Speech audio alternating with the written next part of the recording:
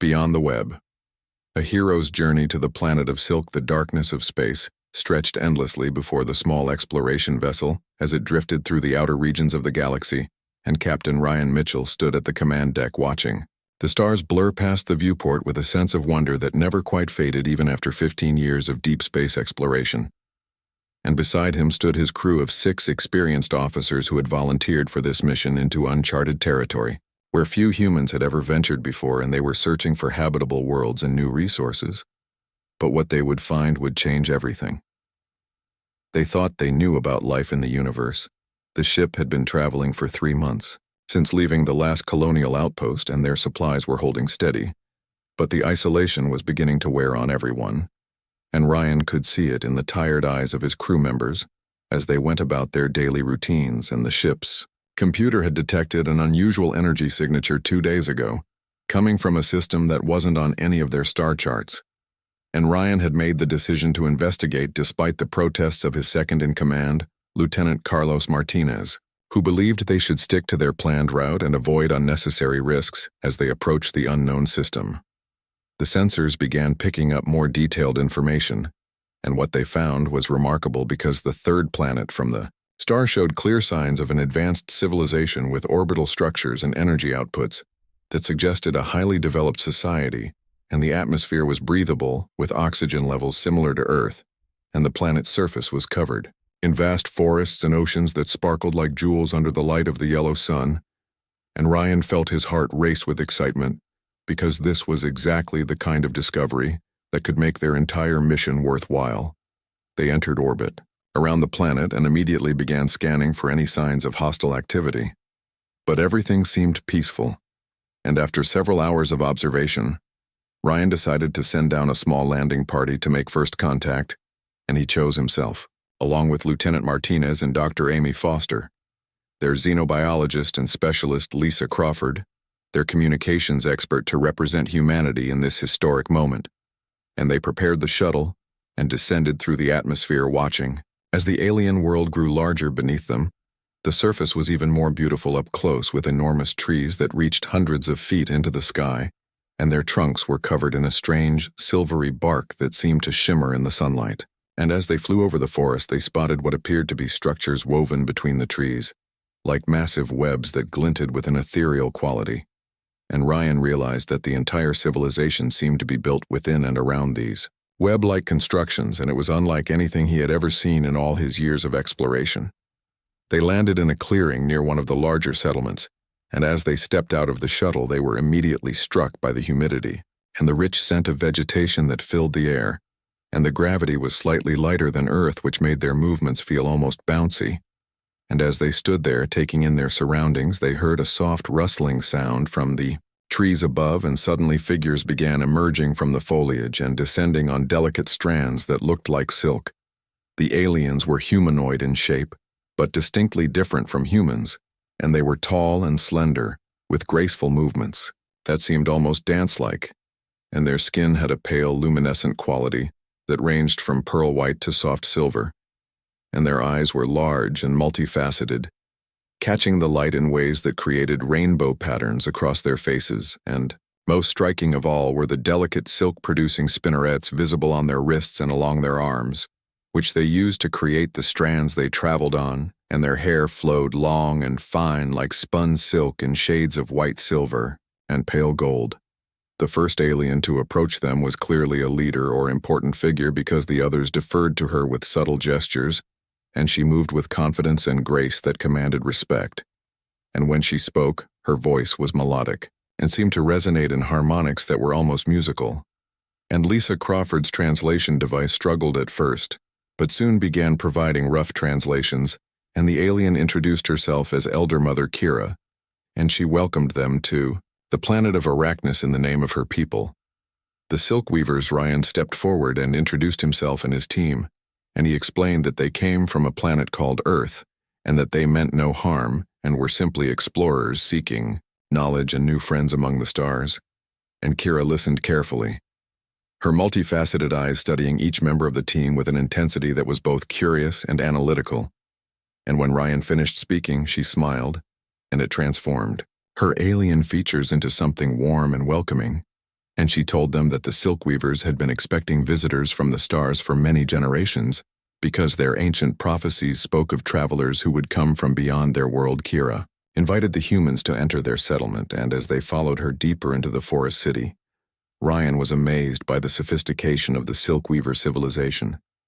Because everywhere he looked, there were structures woven from silk that was stronger than steel yet flexible and beautiful. And the buildings hung suspended between the giant trees, connected by bridges and pathways that swayed gently in the breeze.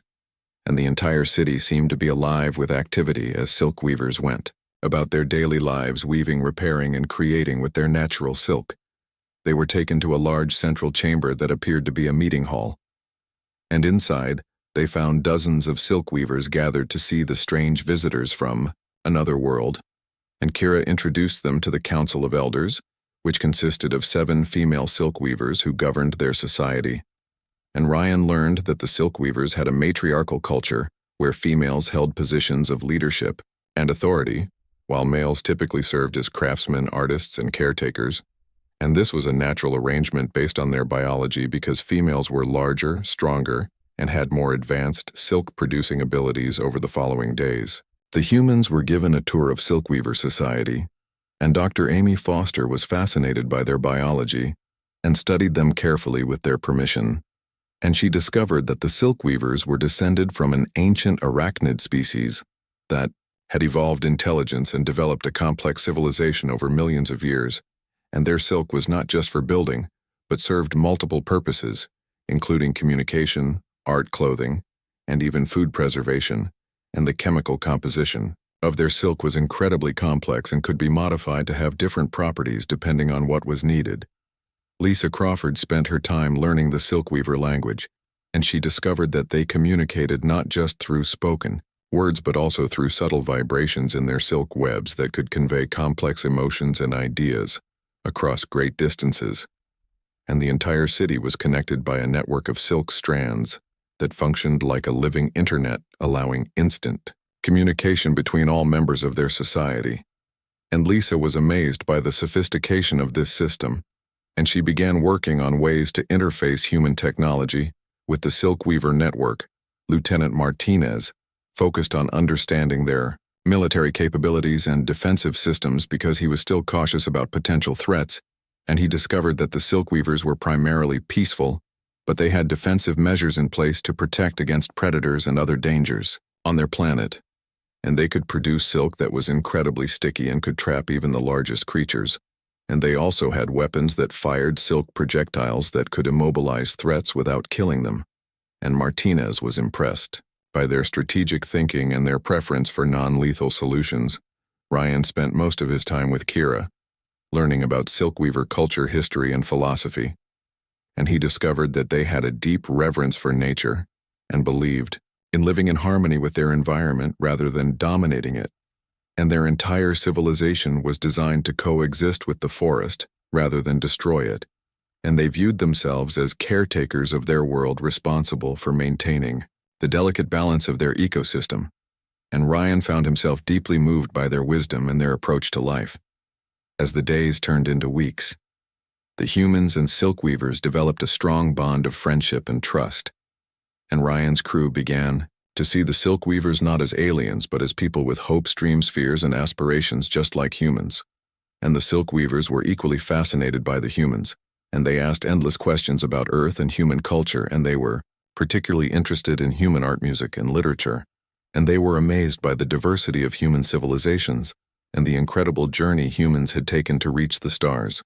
But not everything was peaceful, because there were some Silkweavers who viewed the humans with suspicion and fear, and they worried that contact with an alien species would disrupt their traditional way of life and bring unwanted changes to their society.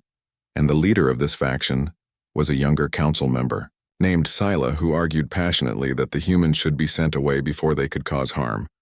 And she pointed to the history of other civilizations that had been destroyed or corrupted by contact with more technologically advanced species.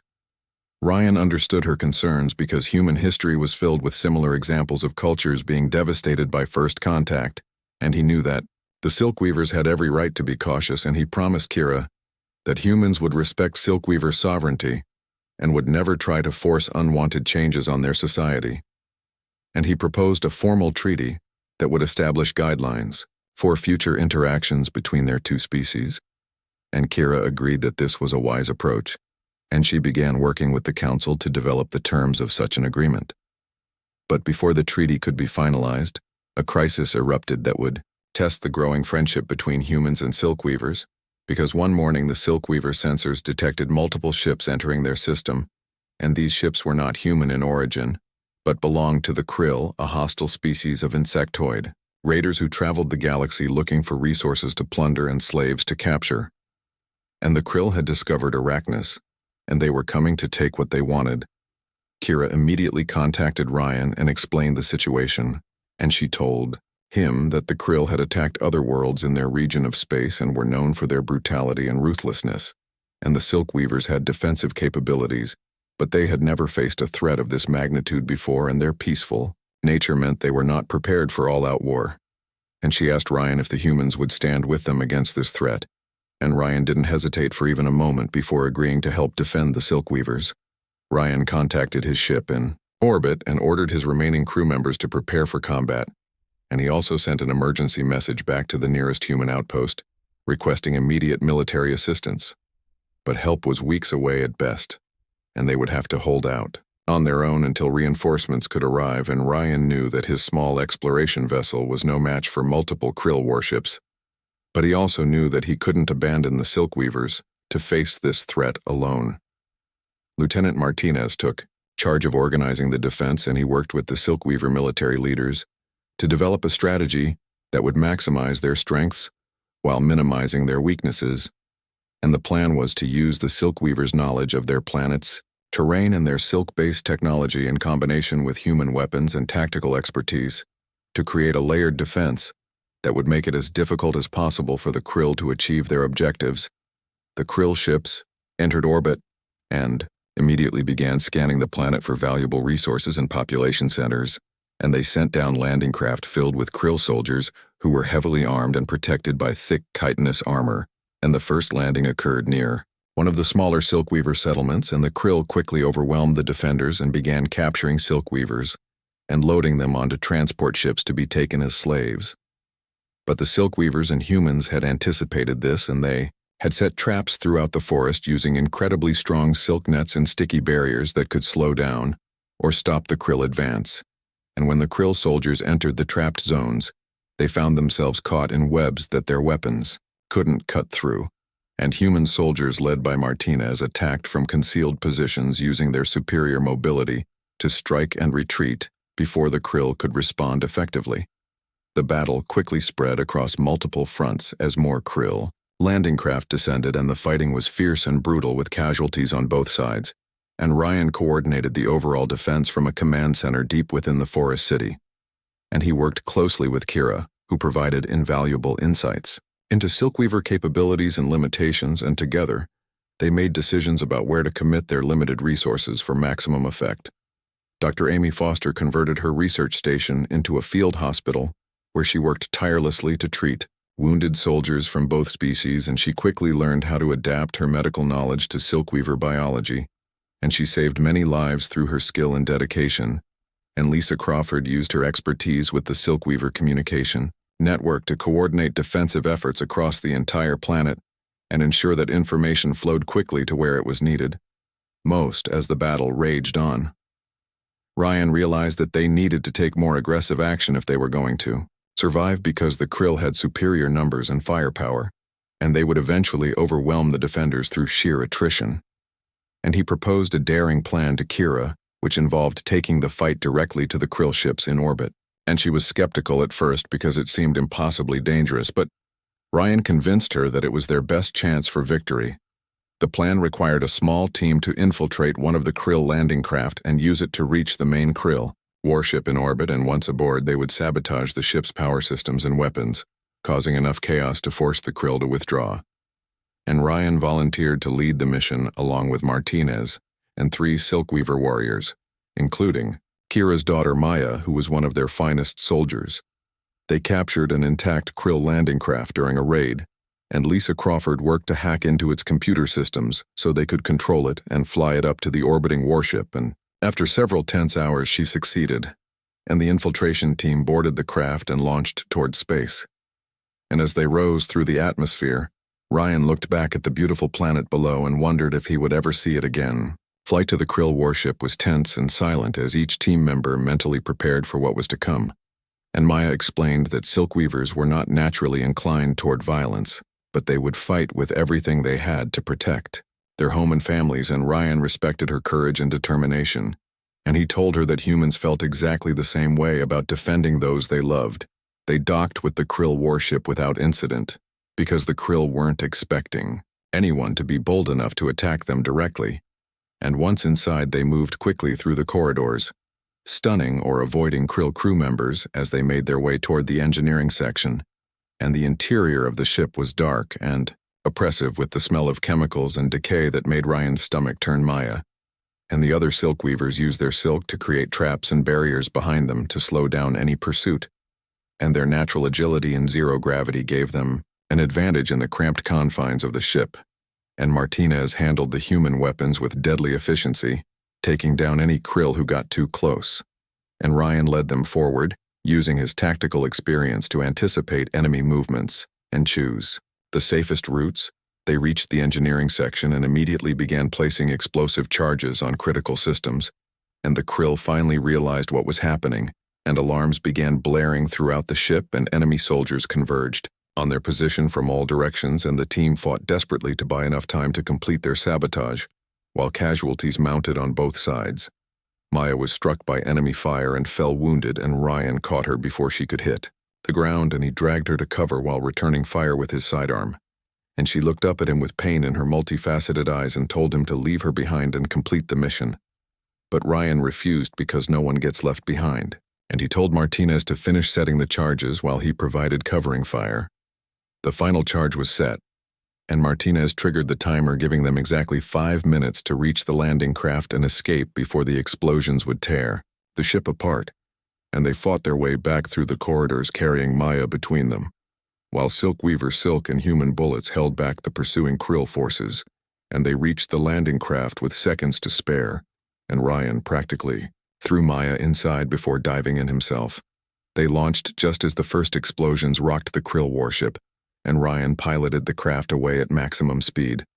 While behind them, the enemy vessel began breaking apart as secondary explosions rippled through its hull, and the other Krill ships immediately ceased their attacks on the planet and moved to rescue survivors from the destroyed vessel.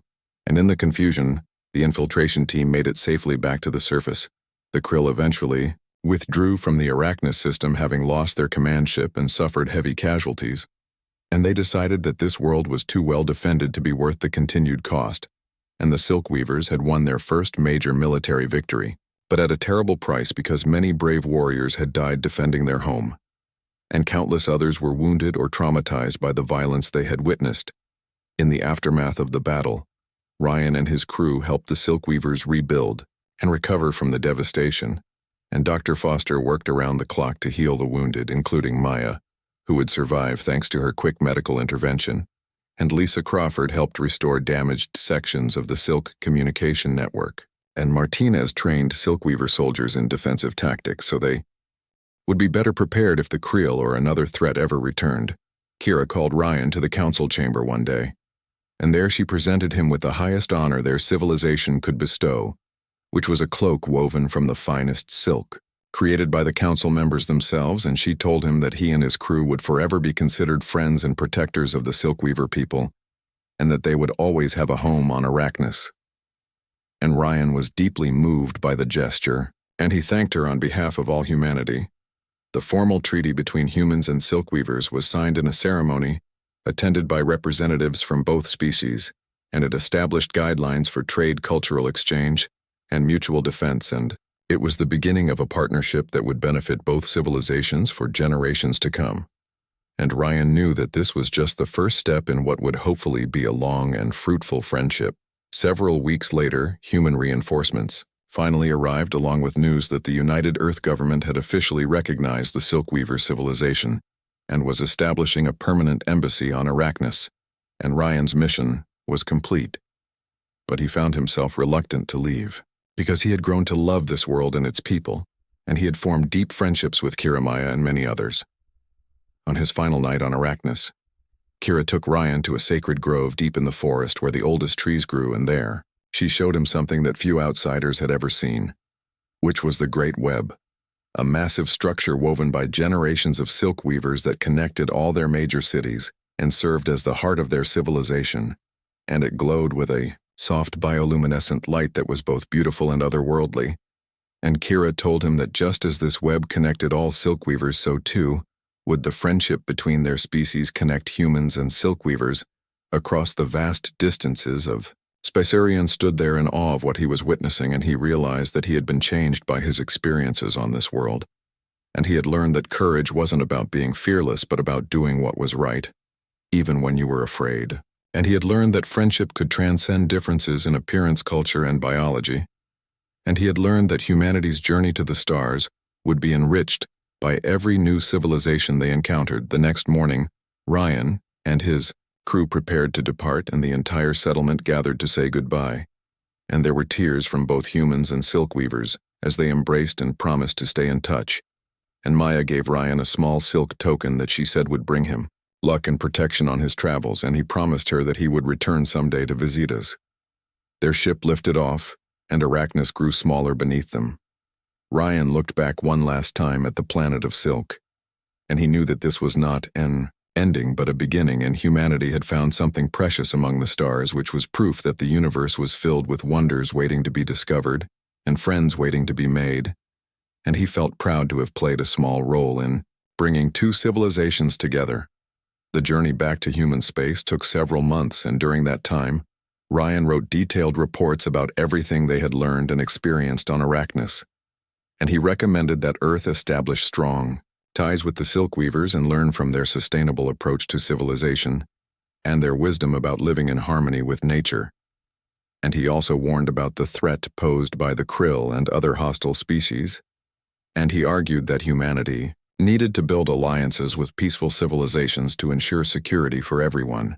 When they finally reached Earth, Ryan was surprised to find that he and his crew had become famous because news of their actions on Arrakis had spread throughout human space, and they were celebrated as heroes who had not only made first contact with a new species, but had also defended them against a common enemy.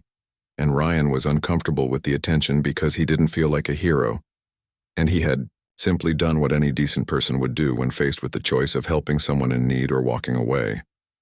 But Kira sent him a message through the new communication link between Earth and Arrakis, and she told him that sometimes the greatest heroes are those who don't seek glory but simply do what is right because it is right. And she thanked him again for everything he had done for her people, and she told him that the silk weavers were already working on gifts for humanity, including samples of their silk technology that could revolutionize human manufacturing and construction.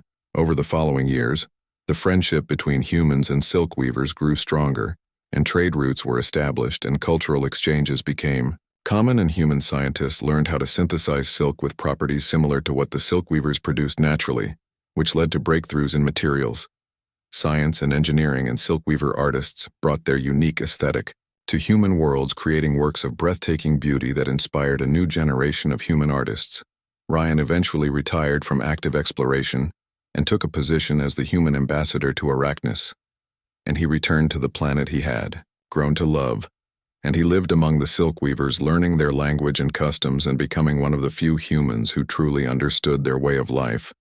And he married a human woman named Kate, who was a linguist, specializing in alien languages, and together they raised two children who grew up speaking both English and the silk weaver language, and who considered Arrakis their home. Maya became a high-ranking military commander, and she worked closely with human forces to develop joint defensive strategies to protect both species from external threats, and she never forgot how Ryan had refused to leave her behind during the battle on the Krill warship, and she considered him family, and her loyalty to humanity was absolute. Dr. Amy Foster made groundbreaking discoveries in xenobiology, based on her studies of silkweaver physiology, and her work earned her numerous scientific awards, and she continued to divide her time between Earth and Arrakis, pursuing her research and training new generations of scientists in the study of alien life forms. Lisa Crawford became the head of the Interspecies Communication Division of Earth's Diplomatic Corps, and she developed new technologies and protocols for establishing contact with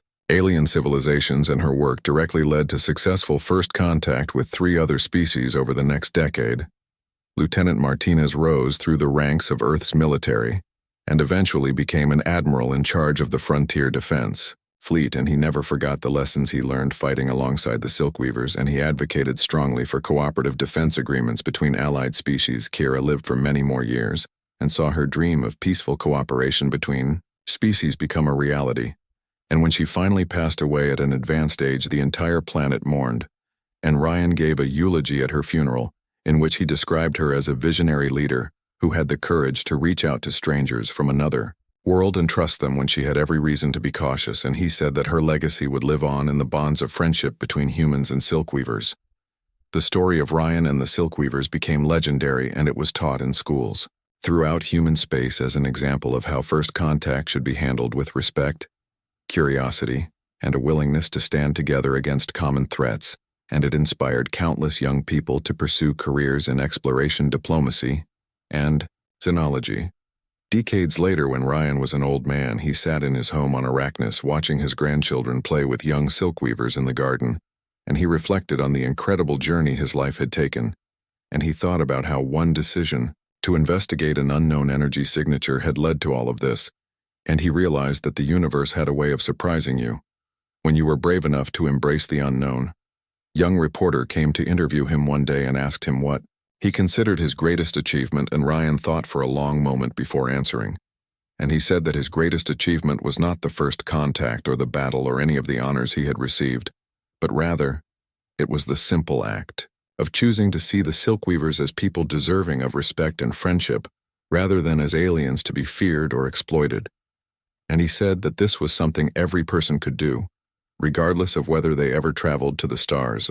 Reporter asked if he had any regrets, and Ryan smiled and said that he regretted not bringing better coffee on that first expedition, because the Silkweaver equivalent was terrible, and he regretted not learning the Silkweaver language sooner, because he had missed out on so many interesting conversations in those early days, and he regretted that humanity hadn't found Arachnus sooner, because the friendship between their species had enriched both civilizations in countless ways. But most of all, he said he was grateful for the opportunity to explore and to discover, and to be part of something larger than himself, and grateful for the friends he had made and the experiences he had shared, and grateful that he had lived to see humanity take its place among the stars, not as conquerors, but as partners and friends with other civilizations. As the years passed, the alliance between humans and Silkweavers expanded to include other species, and together they formed the Cooperative Federation of Allied Worlds, dedicated to mutual defense, scientific collaboration, and cultural exchange, and the headquarters of this federation was built on Arachnus in a beautiful structure that combined human architecture with Silkweaver weaving techniques, creating something entirely new and magnificent. Ryan lived long enough to see the Federation grow to include 12 different species, and he attended the ceremony where the Federation Charter was signed by representatives of all member civilizations, and he stood beside Maya, who was now the supreme military commander of the Federation Defense Forces, and they watched as beings from a dozen different worlds came together in friendship and cooperation. In his final days, Ryan lay in his bed surrounded by family and friends, both human and Silkweaver, and Maya held his hand and told him that he would be remembered forever as the bridge builder who had shown that differences could be strengths rather than weaknesses, and that friendship could overcome any obstacle. And Ryan smiled weakly and said that he was just one person, and that the real heroes were all the ordinary people from every species who chose kindness over fear and cooperation over conflict. When Ryan Mitchell died, the entire Federation mourned, and his funeral was attended by thousands of beings from across known space, and he was laid to rest in the sacred grove next to Kira. And a monument was erected in his honor, carved from stone and wrapped in imperishable silk, and the inscription read, simply, "Here lies Ryan Mitchell, explorer, friend and hero of two worlds, and he taught us that the greatest adventures begin when we reach out to those who are different from ourselves." And so the story of Ryan and the Silkweavers passed into legend, and it was told and retold across generations and across species, and it served as a reminder that the universe was full of wonders, and that humanity's greatest strength was not its technology or its weapons, but its capacity for friendship and its willingness to stand beside those in need, regardless of what they looked like or where they came from. The planet Arraknis became a symbol of hope and cooperation, and visitors from throughout the Federation came to walk through the forest cities and marvel at the beautiful web structures, and to stand in the sacred grove and remember the courage of those who had fought to protect this world.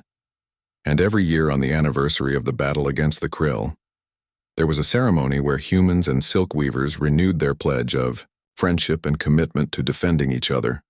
The children and grandchildren of Ryan continued his legacy, and they became explorers, diplomats, and scientists, carrying on his mission of building bridges between civilizations, and wherever they went, they told stories of their grandfather and the lessons he had taught them about courage, kindness, and the importance of seeing beyond surface differences to the common hopes and dreams that united all intelligent beings. And in the end, that was the true measure of Ryan's heroism, and not the battles he fought or the treaties he signed, but the simple fact that he had helped create a universe where different species could live together in peace and friendship, and where the next generation could grow up knowing that they were not alone among the stars, but part of a larger family that transcended planets and species. The web that connected the Silkweaver cities became a metaphor for the connections between all the species of the Federation. And just as each strand of silk was essential to the strength of the web, so too was each civilization essential to the strength of the Alliance. And this was the lesson that Ryan had learned on that first day, when he stood in the clearing and watched the silk weavers descend from the trees, and that the universe was more beautiful and more full of possibilities when different beings came together in friendship, rather than remaining isolated in fear.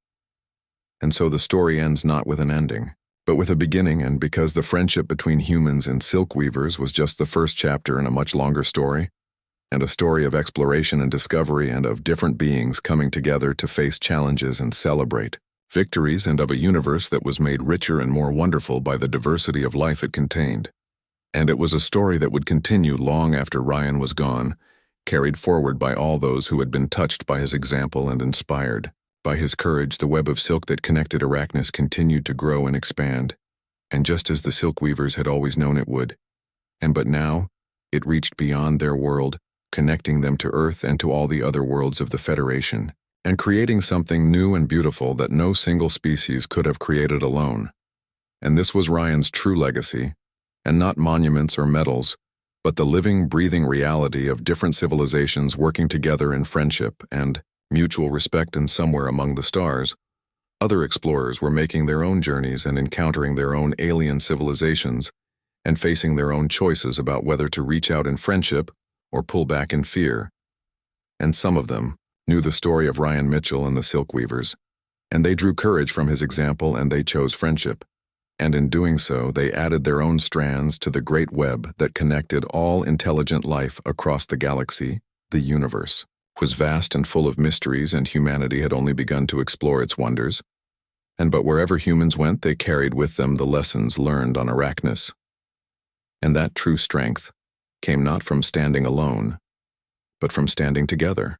And that the greatest discoveries were not new worlds or new resources, but new friends and new perspectives.